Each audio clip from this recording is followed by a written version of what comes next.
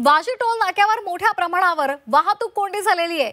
मुंबईकडे येणाऱ्या लेनवर वाहतूक कोंडी झाली आहे। वाशी टोल नाक्याजवळ 2 ते 3 किलोमीटर पर्यंत वाहनांच्या लांबच लांब रांगा लागलेल्या आहेत। मुंबईला निघालेल्या या सर्व नागरिकांना या वाहतूक कोंडीचा त्रास सहन करावा लागतोय। आज पहिला दिवस आहे, आठवड्याचा पहिला दिवस असल्यामुळे मोठ्या प्रमाणात मोठ्या संख्येने वाहनं मुंबईच्या दिशेने निघालेली आहे, मात्र ते वाहतूक कोंडीमध्ये अडकलेले आहेत। 2 ते 3 किलोमीटर पर्यंत वाहनांच्या रांगा लागलेल्या आपल्याला दिसतायत। वाशी टोल नाक्यावरची ही थेट दृश्य झी24 तासवर मुंबईकरांना या वाहतूक कोंडीचा मोठा फटका बसलेला आहे। कामासाठी तसंच नोकरी धंद्यासाठी जे मुंबईकर मुंबईच्या दिशेने निघालेले आहेत त्यांना या वाहतूक कोंडीमध्ये अडकावं लागलेला आहे। याचा मोठा फटका त्यांना बसलेला आहे।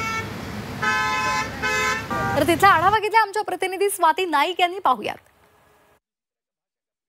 मराठा आंदोलनाचा चौथा दिवस आहे आणि त्याची झळ कुठेतरी सर्वसामान्य नवी मुंबईकर आणि मुंबईकर चाकरमान्यांना बसताना दिसून येत आहे। आपण आहोत वाशी टोल नाक्यावरती। आज आठवड्याचा पहिला दिवस आहे आणि सगळे चाकरमानी आपल्या कामासाठी मुंबईत निघालेले आहेत। आपण बघताय की वाहतूक कोंडी झालेली इथे दिसून येते। वाशी गावापासून ते वाशी ब्रिज पर्यंत मोठ्या प्रमाणात ही वाहतूक कोंडी आहे। धीम्या गतीने जी हे वाहतूक सुरू आहे आपल्याला दिसून येत आहे। एकंदरीतच मराठा आंदोलकाच्या ज्या गाड्या आहेत त्या फक्त अन्न पाणी घेऊन जाणाऱ्या गाड्यांना सोडण्यात येत आहे।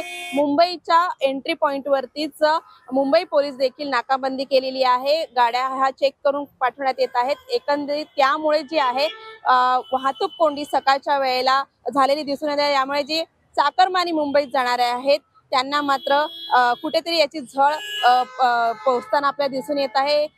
वाहतुकीचे आपण बघतोय की धीम्या गतीने ही वाहतूक सुरू आहे। वाहतूक पोलीस देखील कार्यरत आहेत। जास्तीत जास्त वाहतूक कोंडी न होता जास्तीत जास्त लोकांना लवकरात लवकर एंट्री पॉइंट मुंबईमध्ये एंट्री मिळावी यासाठी वाहतूक पोलीस इथे कार्यरत आहेत। एकंदरीत या मुंबई जे मराठा आंदोलक आहेत ते मात्र जर मोठ्या संख्येने आता उतरले तर मात्र ही वाहतूक कोंडी वाढण्याची शक्यता आहे।